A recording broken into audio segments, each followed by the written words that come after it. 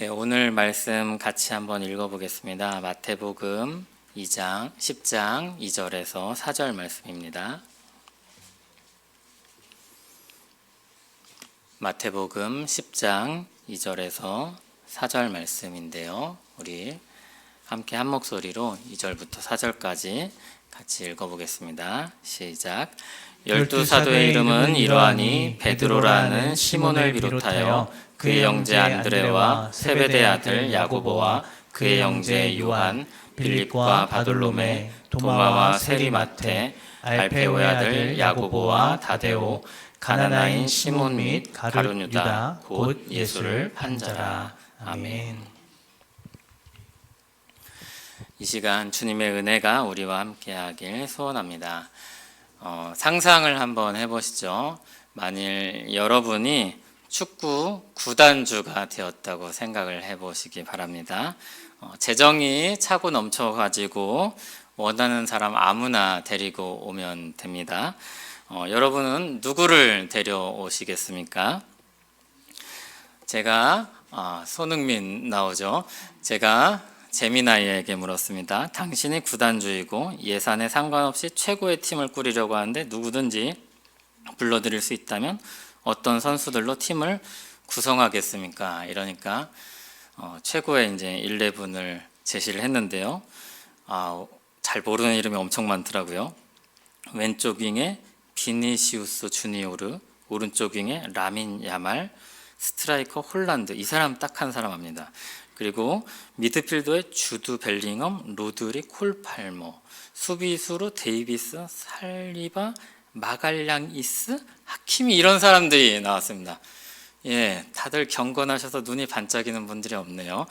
보통 이런 거 얘기하면 누군가 반짝이는 분들이 있는데 다들 유럽에서 뛰고 있는 최고의 선수들이었습니다. 누구라도 가능하다면 최고의 선수들을 뽑아서 팀을 좋은 성적을 이끄는 팀으로 만들고 싶을 겁니다.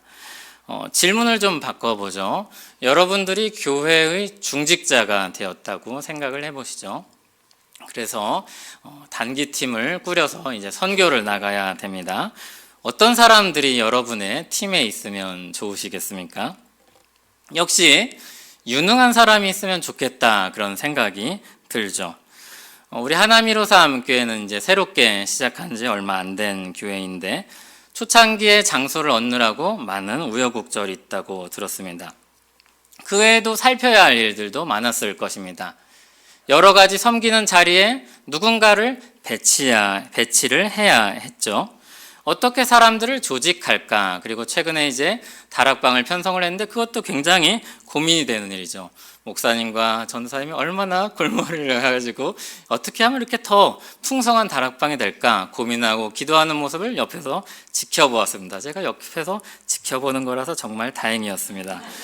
네, 예배를 어떻게 구성할까? 어떻게 팀을 꾸릴까? 이게 굉장히 어려운 일들이죠. 그리고 아무래도 기능적으로 탁월한 사람들이 많으면 좋겠다. 모두의 바람입니다. 더 잘해보고자 하는 마음이 있기 때문입니다. 자, 그럼 이제 상상을 멈추고 시선을 돌려서 주님이 제자를 뽑은 이야기를 한번 해보겠습니다. 주님이 어떤 사람들을 제자로 뽑았을까요? 복음서를 읽어보면 12제자를 주님이 직접 뽑으셨습니다. 자기가 이력서 내고 찾아온 사람이 없습니다. 이 사람들은 어떤 사람들이길래 주님이 제자로 선발을 했을까요? 그 중에서도 오늘 읽은 12제자 어떻게 뽑혔을까요? 그 어디를 봐도 그런데 능력이 출중해서 뽑혔다 그런 이야기가 단 한 곳도 없습니다. 그런 인상을 주는 말도 없습니다. 오히려 이런 생각이 들죠. 어라, 이 사람 괜찮을까? 그런 생각이 듭니다. 능력은 차치하고더라도 왠지 위태로워 보이는 사람들이 있습니다. 베드로가 처음에 나오는데요. 불 같죠. 시도 때도 없이 나섭니다. 실수도 그래서 많이 합니다. 그러면 야고보와 요한은 어떨까요? 야고보와 요한의 별명 우레의 아들입니다. 우레의 아들. 천둥의 아들입니다. 둘이 형제죠. 천둥 형제입니다. 그런데 베드로, 야고보, 요한 예수님의 최측근입니다. 변화산에도 같이 갔었죠. 그런데 야고보와 요한이 무슨 일을 했죠? 누가 더 크냐 논쟁을 벌이기 시작했죠. 제자들 안에 불화를 일으켰습니다. 최측근이 사고뭉치입니다. 그런데 이 사람들은 어쩌면 약과일 수도 있습니다. 더 불안한 요소도 있습니다. 마태와 시몬이 있습니다. 오늘 우리가 읽은 말씀이 마태복음입니다. 마태가 기록한 복음서죠. 마태는 12제자의 목록을 기록을 하면서 자신을 가리켜서 세리마태다 이렇게 씁니다. 세리마태다. 그냥 이름만 써도 되는데 세리마태다 이렇게 씁니다. 그리고 시몬은 가나나인 이렇게 부릅니다. 둘이 어떤 사람이었는지 아주 짧고 굵게 표현하고 있습니다. 가나나인은 아람어에서 온 표현인데 열정적이라는 뜻입니다. 누가복음에는 그래서 셀롯인 이렇게 쓰는데 셀롯은 영어의 질롯의 이제 어원인데 열정적인 같은 뜻입니다. 같은 뜻. 그런데 이 표현이 정치 세력을 가리키기도 합니다. 열심당이라는 정치 세력을 가리키기도 합니다. 열심당은 어떤 사람이냐면 로마의 지배를 탐탁하게 생각하지 않고 이스라엘의 독립을 꾀하는 사람들입니다. 그런데 이스라엘의 독립을 어떻게 꾀하는가 하면 힘으로, 자기들의 힘으로 폭력을 사용해서라도 로마의 정부를 뒤엎어서 자기들이 독립을 하겠다는 사람들입니다. 이 가운데 시카리라는 분파가 생기는데 이 시카는 단검이라는 뜻입니다. 이 별명이 왜 붙냐면 가슴 속에 단검을 품고 다닙니다. 그리고 로마인이나 로마를 따르는 유대인들을 암살하는 사람들입니다. 시몬이 이런 부류의 사람 중 하나입니다. 급진적인 민족주의자다 이렇게 말할 수 있겠죠. 그러면 마태는 누구냐면 마태는 세리라고 했는데 정반대에 있는 사람입니다. 세리는 세금을 걷어들이는 사람이죠. 이 세금을 누구에게 주겠습니까? 로마 정부에게 줍니다. 로마에 고용돼서 유대인들의 돈을 받아가지고 로마에게 갖다 주는 사람입니다. 유대인들이 싫어했겠죠. 그래서 유대인들이 세리가 죄인의 대명사로 불립니다. 세리, 창녀, 죄인 동급입니다. 그들은 회당의 예배에 참여를 할 수 없었습니다. 유대인이었지만 회당에 들어갈 수가 없었습니다. 유대 사회에서 외면받는 사람들입니다. 그 말은 시몬에게 마태는 아주 혐오스러운 사람이고 유대인이었던 다른 제자들에게도 다르지 않은 것입니다. 게다가 마태는 다른 지역의 세리가 아니라 베드로와 안드레와 야고보와 요한이 있던 갈릴리 가버나움에서 활동했던 세리입니다. 그러니까 베드로와 안드레와 야고보와 요한이 세금 내러 갔을 때 마태를 만났을 수도 있습니다. 그리고 한번 째려보고 뒤돌아가서 서로를 욕했을 수도 있습니다. 마태는 그런 세리입니다. 마태는 이렇게 극과 극에 있는 사람이 12제자 안에 있다고 이야기하고 있습니다. 주님 그 한 분의 제자다라고 말을 합니다. 어떻게 이렇게 서로 다른 부류의 사람이 한 분 주님의 제자가 될 수 있을까요? 정말 놀랍지 않습니까? 우리나라에도 정치적으로 극과 극에 있는 분들이 있습니다. 때로는 가족 사이에 극과 극에 있는 분들이 있으면 가족이라도 서로 엄청나게 싸웁니다. 시몬과 마태는 우리로 따지면 독립군과 친일파입니다. 그 둘이 큰 무리에 속해 있는 것도 아닙니다. 소그룹에 12제자의 그 안에 들어가 있습니다. 사람이 많아서 그냥 피해 다닐 수가 없습니다. 맨날 보고요. 수시로 부딪혀야 하고요. 함께 식탁에 앉아야 합니다. 어떨 것 같습니까? 저는 너무 불편할 것 같습니다. 건의하고 싶을 겁니다. 주님, 이 조합은 좀 아니지 않습니까? 주님, 차라리 좀 비슷한 부류로 나눠서 두 그룹을 만드시죠. 그렇게 말씀을 드려보고 싶은 생각이 막 일어납니다. 그런데 주님이 왜 이들을 같은 그룹으로 12제자로 세우셨을까요? 실수하셨을까요? 당연히 아닐 것입니다.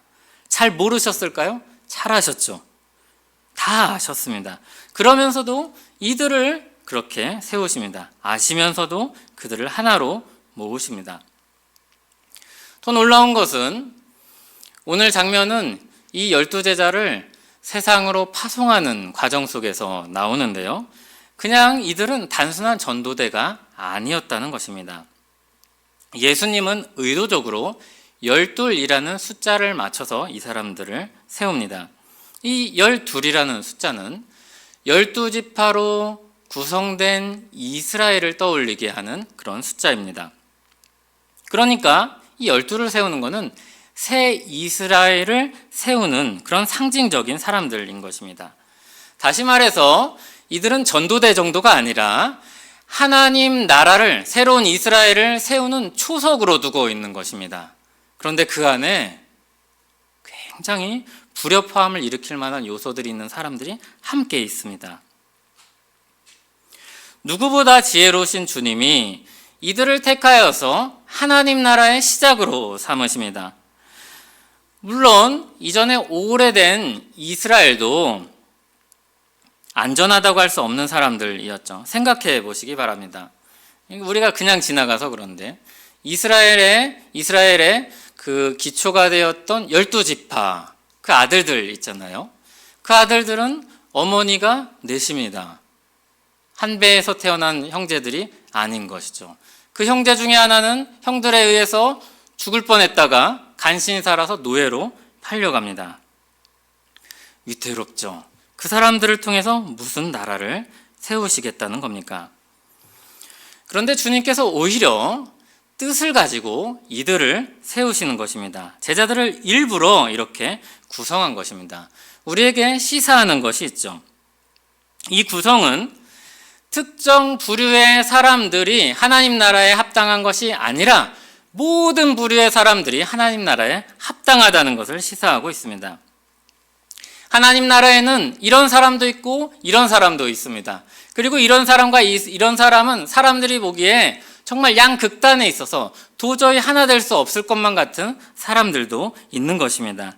그것을 나타내기 위해 오늘 말씀에서 보고 있는 이 구성은 아주 좋은 구성이라고 할 수 있죠. 다양한 부류의 사람들이 있을 뿐만이 아니라, 직업군으로 봐도 다양한 부류의 사람들이 있을 뿐만이 아니라 서로 적대적인 관계에 있는 사람들까지도 주님은 한 분 아래서 하나가 됩니다. 이들의 구성은 하나님 나라가 어떠한 것인지 우리에게 보여줍니다. 도저히 서로 섞일 수 없을 것만 같은 사람들이 함께하는 나라입니다. 도저히 하나 될 수 없을 만한 사람들이 하나가 되는 나라입니다. 사람은 하지 못하는 일이죠. 사람으로는 걱정만 되는 일입니다. 그런데 그 일을 주님이 하나님께서 하십니다. 주님이 12사도를 세우고 천국 복음을 전하게 하실 때 그들에게 권능을 주셨습니다. 그 나라를 전파하고 세우기 위한 그런 필요들을 주님이 공급하십니다. 그것을 깨닫게 하기 위해서 최소한의 것만 갖추고 떠나게 하셨습니다. 하나님의 예비하심과 공급하심을 따라서 천국 복음을 전해서 천국을 세워가게 하셨습니다. 오늘 우리가 읽은 사람들의 이 목록은 특히 거기 기록된 세리 마태와 가나나인 시몬은 그 은혜의 세계가 어떠한지를 우리에게 보여주고 있습니다. 하나님의 나라가 얼마나 놀라운 은혜로 세워주는 나라인지 우리에게 보여주는 것입니다. 이 은혜의 경험은 마태의 개인의 경험이기도 했습니다. 주님이 사도를 세우신 이 사건 바로 앞에 9장에 가보면 마태가 부름을 받는 장면이 나옵니다. 그가 세관에 앉아 있습니다. 평소처럼 일을 하고 있습니다. 주님이 그를 보시고 나를 따르라고 부르십니다. 마태는 주님에 대한 이야기를 많이 들었을 것입니다. 그렇지만 주님은 자신과는 먼 사람이라고 생각했을 것입니다. 그런데 자신을 불러주십니다. 따르라고 하십니다. 제자가 되라고 하십니다. 놀랐을 것입니다. 마태가 얼마나 기뻤는지 그 은혜로운 부르심에 친구들과 동료들을 다 모아서 잔치를 벌입니다. 그 장면이 마태복음 9장 10절에 나옵니다. 같이 한번 함께 읽어보겠습니다. 예수께서 마태의 집에서 앉아 음식을 잡수실 때 많은 세리와 죄인들이 와서 예수와 그의 제자들과 함께 앉았더니, 많은 세리와 죄인들이 와서 함께 먹습니다. 마태가 만난 예수님은 어떤 분이십니까? 마태만이 아니라 온갖 세리와 죄인들, 유대인들은 상종하지도 않는, 회당에 들어오면 거부하는 그 사람들을 끌어안고 품으시는 분이었습니다. 주님 안에서 만난 세상은 전혀 다른 세상이죠. 세상에는 당신은 이래서 안 돼, 당신은 이래서 나랑 좀 거리가 있었으면 좋겠어 라고 하지만 주님은 세리와 죄인들을 다 끌어안으십니다. 마태는 큰 망치에 한 대 얻어맞은 큰 충격을 받았을 것입니다. 나와 같은 이도 받아주시고 내 친구들도 받아주시고 대체 이런 사람이 아무도 없었는데 어찌된 일인가 싶었을 것입니다. 이때 아니나 다를까 바리새인들이 비난합니다. 어찌하여 너희 선생은 세리와 죄인들과 함께 잡수시느냐. 그때 예수님이 대답하십니다. 주님의 대답을 함께 읽어보겠습니다. 예수께서 들으시고 이르시되 건강한 자에게는 의사가 쓸데없고 병든 자에게라야 쓸데있느니라. 너희는 가서 내가 긍휼을 원하고 제사를 원하지 아니하노라 하신 뜻이 무엇인지 배우라. 나는 의인을 부르러 온 것이 아니요 죄인을 부르러 왔노라 하시니라. 아멘. 마태가 만난 하나님 나라입니다. 긍휼이 넘쳐서 세상 사람들이 다 외면하는, 유대인들이 상종도 하지 않는 그 사람도 다 끌어안는 나라입니다. 예수님께서 하신 이와 같은 일들을 마태복음 9장 35절에서 이렇게 요약하고 있습니다. 마태복음 9장 35절을 같이 읽어보겠습니다. 예수께서 모든 도시와 마을에 두루 다니사 그들의 회당에서 가르치시며 천국 복음을 전파하시며 모든 병과 모든 약한 것을 고치시니라. 아멘. 은혜로 부르시고 은혜로 채우시는 천국 복음입니다.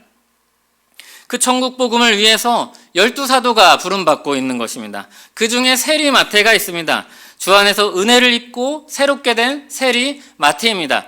이제 마태는 더 이상 그 세리가 아니지만 자신이 세리였던 마태라는 것을 굳이 마태복음에 기록해서 이야기하고 있습니다. 그리고 그 반대편에 있는 가나나인 시몬도 그 안에 있다고 이야기합니다. 도저히 함께할 수 없는 그 사람들이 주님의 나라에 함께 있다고 이야기하는 것입니다. 그 은혜로 부름을 받은 것입니다. 그 은혜가 상극에 있는 사람들을 하나로 모읍니다. 은혜로 그들이 주님 안에서 하나님 나라 백성이 됩니다. 은혜의 복음이 하나님 나라의 기초입니다. 은혜는 그리고 우리가 서로 사랑할 수 있는 기초입니다. 주님은 탁월한 사람을 부르시는 것이 아니라 은혜를 입은 사람들을 불러 모으십니다. 은혜를 알게 하고 은혜를 나누게 하십니다. 죄악된 본성을 가진 사람이 자기 중심성을 버릴 수 있는 힘이 거기서 나옵니다. 은혜를 깨달을 때입니다. 우리가 얼마나 큰 은혜를 입었는가, 우리에게 주님이 어떤 은혜를 베푸셨는가, 그것을 기억할 때입니다. 4권의 복음서 중에서 마태복음에만 기록된 이야기들이 있습니다. 마태가 이 이야기들을 주목해서 보고 전하고 싶었던 것이죠. 마태복음 18장에 보면 용서하지 않는 종의 비유가 있습니다. 10,000달란트를 빚진 자가 탕감을 받았습니다. 엄청난 은혜입니다. 얼마나 큰 은혜를 입었는지 모릅니다. 빚을 탕감해주지 않았다면 빚을 졌던 그 사람은 자신의 몸과 아내와 자식들과 모든 소유를 다 팔아서 갚아야 할 형편이었습니다. 모든 것을 잃어버릴 지경이죠. 그런데 불쌍히 여겨서 빚을 탕감받게 됩니다. 하지만 그 사람은 나가자마자 훨씬 적은 돈이었던 100데나리온을 빚진 사람의 멱살을 잡고 빚을 갚으라고 요구합니다. 은혜 받은 자로 해서는 안 될 일이죠. 그런데 이 기록을 하면서, 이 비유를 전하면서 마태는 아마 자신의 옛삶을 떠올렸을 것입니다. 그리고 그 교훈을 가슴 깊이 새겼을 것입니다. 이전에 자신이 살던 삶이 얼마나 나빴는지, 얼마나 은혜가 없었는지 깨닫고 그것을 나누고 싶었을 것입니다. 복음서를 읽는 모든 사람들이 그러기를 바랐을 것입니다. 마태복음에만 기록된 한 가지 이야기를 더 소개해 드리겠습니다. 포도원 품꾼의 비유입니다. 주인이 불공평하게 품꾼들에게 수당을 준 이야기입니다. 일찍 온 사람이나 늦게 온 사람이나 똑같은 임금을 받았습니다. 사람들은 부당하다고 생각했습니다. 그런 생각을 하는 게 사실 합리적입니다. 계산으로는 그게 맞습니다. 그런데 그 주인은 일한 만큼 삭스를 주었던 것이 아닙니다. 처음부터 일한 만큼 주려고 사람들을 불러 모은 것이 아닙니다. 은혜로 받아준 겁니다. 주고 싶어서 그 사람들을 불러 모은 것입니다. 마태가 이 가르침들을 깊이 새기고 이 주님의 가르침들을 주님의 백성들에게, 주님 나라 백성들에게 전하기를 원했습니다. 마태 자신은 물론이고 긍휼을 입은 사람들의 이야기가 마태복음에 가득합니다. 왕이신 주님께서 이 땅에 오셔서 세우시는 나라가 바로 그런 나라입니다. 마태는 세리였죠. 계산이 빠른 사람입니다. 그런데 계산이 빠른 자신의 생각을 완전히 뒤바꾸는 이야기들이 가득합니다. 자신을 위해서 달려가던 삶을 돌아가게 만드는, 반대로 뛰게 만드는 이야기들이 주님 안에 가득합니다. 그리고 그 이야기가 자신의 이야기가 되었습니다. 그래서 세리 마태 이렇게 쓴 것은 마태 버전의 죄인 중에 괴수라는 이야기입니다. 바울이 자신을 가리켜서 죄인 중에 괴수라고 부릅니다. 죄인 중에 괴수라고 왜 부르죠? 자기가 범법자다라고 이야기하려고 하는 것이 아니죠. 나 같은 사람도 구원을 받았으니까 당신도 받을 수 있다는 것입니다. 모두가 받을 만한 복음이라는 것입니다. 세리 마태도 그런 이야기죠. 나 세리 마태도 이 나라에 속하게 되었다는 것이죠. 바울의 말을 마태의 방식으로 한 것입니다. 세리 마태도 구원을 받았다. 세리 마태도 새로운 나라의 일원이 됐다. 세리 마태가 된 하나님 나라 백성, 하나님 나라는 거기에는 열심당원도 함께 있다. 무슨 이야기죠? 사자와 어린 양이 함께 뛰놀고 어린아이가 독사굴에 손 넣고 장난쳐도 괜찮은 나라입니다. 세리와 죄인이던 자신을 구원한 주님, 그런 사람들이 주 안에 함께 모이는 나라, 그 천국 복음이 마태에게 온 것입니다. 처음에는 예수님께로 모인 사람들 가운데 마음에 들지 않는 사람들이 있었을 것입니다. 서로가 서로에게 불편했을 것입니다. 그런데 그들이 주님과 함께 있으면서 주님의 가르침을 들으면서 주님이 행하시는 길을 따라가면서 그분이 하시는 일들을 보면서 그분의 나라가 그렇지 않다는 것을 보고 듣고 경험합니다. 그리고 그들도 하나님 나라 백성다워지는 것이죠. 부활의 날이 지나고 성령님이 오시고 그들의 삶은 완전히 뒤바뀝니다. 은혜의 나라를 증거하고 나타내는 사람들로 서게 됩니다. 이게 다 누구의 이야기입니까? 이게 다 우리의 이야기입니다. 천국 복음으로 하나님 나라에 속하게 된 우리의 이야기입니다. 천국 복음이 사람들을 은혜의 나라로 불러 모읍니다. 그 나라 백성들은 주님의 은혜를 생각할 때마다 놀라운 능력을 발휘합니다. 그 능력이 무엇입니까? 사랑의 능력입니다. 용서의 능력입니다. 받아주는 것입니다. 모든 것을 뛰어넘는 은혜의 나라, 사랑의 나라가 우리에게 임했습니다. 그리고 우리는 자기 십자가를 지고 주님의 뒤를 따릅니다. 주님이 사랑의 능력으로 골고다를 올라가셨습니다. 사랑의 능력으로 십자가에 죽으셨습니다. 사랑의 능력으로 자신을 조롱하는 사람들을 용서하셨습니다. 사랑의 능력으로 그들을 위해 기도하셨습니다. 사랑의 능력으로 부활하신 후 사도들을 회복시키셨습니다. 사랑의 능력으로 교회를 세우셨습니다. 사랑의 능력으로 우리가 구원을 받았습니다. 죄인을 부르오신 예수님의 부름을 받았습니다. 주님은 그 주님의 자비하심을 알기를 원하셨습니다. 그 뜻을 따라서 주님의 뒤를 따르기를 원하셨습니다. 주님의 자비가 우리의 삶을 바꾸기를 원합니다. 다른 능력보다 자비의 능력이, 그 사랑의 능력이 우리 마음을 사로잡고 우리에게 발휘되기를 원합니다. 그 은혜가 우리를 이끌어가기를 원합니다. 그래서 사랑의 수고를 감당했으면 좋겠습니다. 그런데 우리가 자기 십자가를 지고 주님을 따르려고 하면, 사랑의 수고를 하려고 마음을 먹으면 당장 부딪히는 일들이 생길 수 있습니다. 모든 사람이 우리를 칭찬하고 반겨주지 않을 수 있습니다. C.S. 루이스의 말을 인용해 보겠습니다. 무엇이든 사랑하려면 위험에 노출될 수밖에 없다. 무엇이든 사랑하려면 마음이 괴롭고 심하면 찢어질 각오를 해야 한다. 상처 하나 없이 안전하게 지키고 싶다면 아무한테도 마음을 주지 마라. 심지어 동물한테도 마음 한 조각도 허락하지 말아라. 취미와 얄팍한 사치들로 고이 싸두라. 누구와도 얽히지 마라. 그저 마음을 이기주의에 관해 넣고 꼭 잠그라. 하지만 안전하고 어둡고 아무 움직임도 없고 공기도 통하지 않는 그 관 안에서 마음은 변할 것이다. 상처를 입지는 않지만 부수고 뚫어서 바로잡을 수 없게 단단히 굳어버린다. 사랑하는 것은 곧 위험에 자신을 노출시키는 일이다. 사랑은 평탄한 삶을 보장하는 것이 아니라 우리를 위험에 노출시키는 것입니다.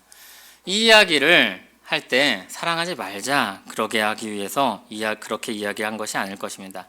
사랑하려고 할 때 수반되는 것이 있다는 것입니다.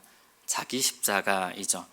사랑을 하려고 하면 위험에 노출될 수 있습니다. 이런 것을 생각하면 부담스럽습니다. 두렵습니다. 걱정이 됩니다. 사실 우리가 감당할 수 있는 것이 아닙니다. 사랑의 능력이 우리에게 어디에 있습니까? 주님의 도우심이 필요합니다. 우리는 매일 주님의 은혜가 필요합니다. 사랑의 능력은 포도나무이신 주님께 붙어 있을 때 나옵니다. 감사하게도 주님이 우리와 함께 하신다고 약속을 하시죠. 임마누엘 하나님으로 오신 주님이 세상 끝날까지 우리와 함께 하신다고 약속을 하십니다. 우리 안에 내주하시는 성령으로 말미암아 우리와 함께 하시고 끝까지 우리를 붙드실 것입니다. 성령님께서 우리에게 힘주실 때 우리는 사랑의 능력을 발휘할 것입니다.